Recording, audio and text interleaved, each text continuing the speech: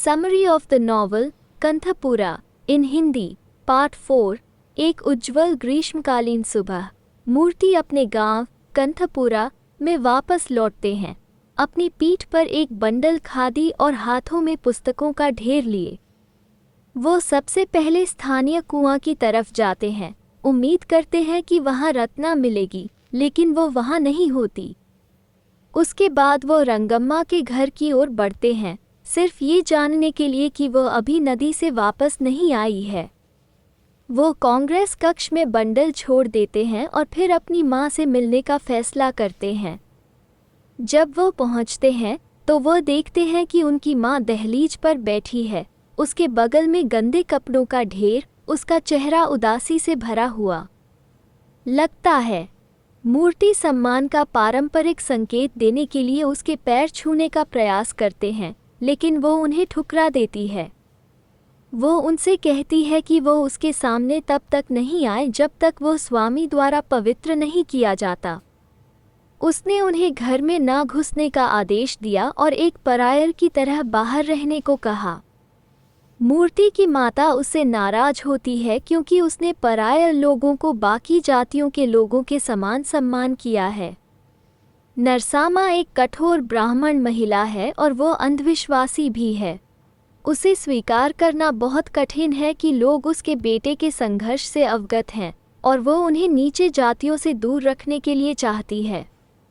उसे लगता है कि विभिन्न जातियों के लोगों को विभिन्न तरीकों से बेहतर बनाया जाना चाहिए। फिर वो उठती है और नदी की तरफ दौड़ती है। वहाँ उसने अपने कपड़े धोना शुरू कर दिया।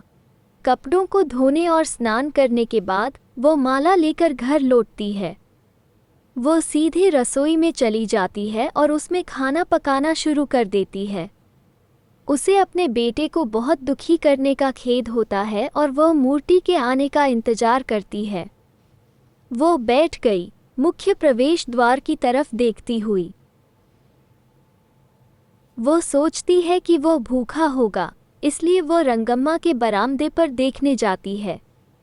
उसे वहां नहीं पाकर वो घर वापस आ जाती है। भट्टा नरसामा के घर आता है और उसे बताता है कि मूर्ति उस पर नाराज है क्योंकि उसने कहा था कि स्वामी उसे निष्कासित करने जा रहे थे। उसने कहा कि वास्तव में उसने यह नहीं कहा था। वो केवल ये कहा था कि यदि मूर्ति पराया लोगों के साथ इसी तरह व्यवहार करता रहा और ब्राह्मणों के अनुसार चलने से मना करता रहा तो स्वामी उसे निष्कासित कर देंगे।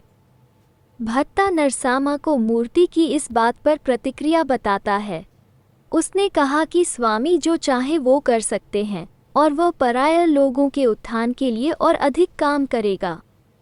मूर्ति ने स्वामी पर बेदिली, बेदिमागी और असंवेदनशीलता का आरोप लगाया। इस सब सुनकर नरसामा बहुत ही आहत और दुखी होती है।